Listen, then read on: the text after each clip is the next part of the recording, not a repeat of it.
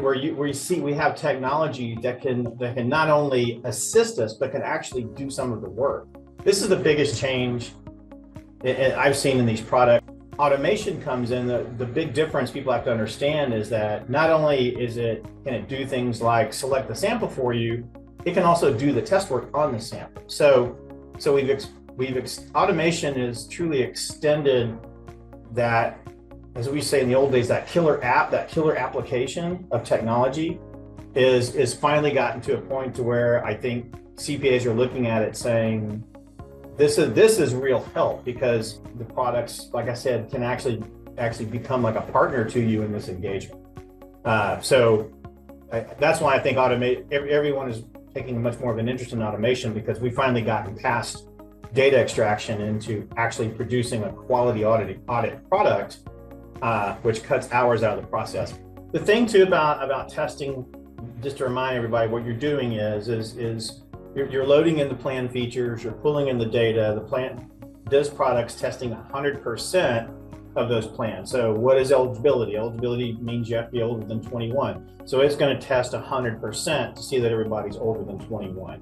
So that has a big impact on obviously a risk assessment, because you really limit the risk assessment piece because you're testing 100%. But just to be a little more clear, when they say it's in the end, that's the two ends. So it says this is what it's supposed to be, this is what it is, and here's the difference.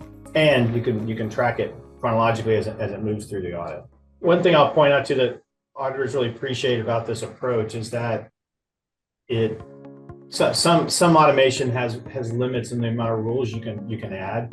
And so where this approach is, think about if I have a plan that's got legacy layers, 3 other plans that merged into it, they all get different matching, or I've got collective bargaining in here where they're only going to get this or that, or they've changed match during the employer match during the year. You'll be able to set that criteria year to year, and it doesn't have to be just one set. What that does is, obviously, when it recalculates the entire population, is the conflicts that it kicks out are going to be way less than if it didn't if you weren't able to add in multiple layers.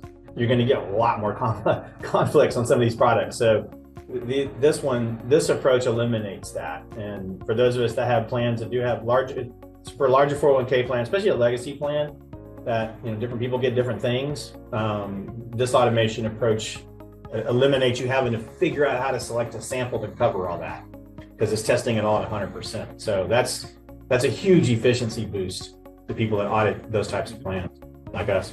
When you're approaching anything that when you're chasing realization, right, you have to, in my opinion, you have to have a real good practical reason for doing that. Because like I said, if you've got excess capacity in your firm, utilization is more important than the realization.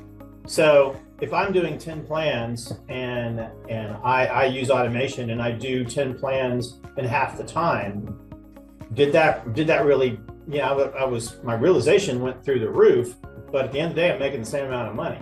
So, we only have revenues and expenses. That's the things that pretty much determine what actually goes to the bottom line. Realization, you can't pay your light bill out of realization. So why am I using it? Well, as I mentioned early on, if I'm concerned if we do 50 plans and we don't have the same amount of time to do those same 50 plans in anymore because our commercial season's expanded, this might be a great solution. I don't want to have to turn away them. So if I can get twice as efficient at it, I can still deliver the same amount of products, and I'm not going to lose the revenue on that. Where we're looking at it is the more efficient we get at it, the more plans I can bring in-house to do.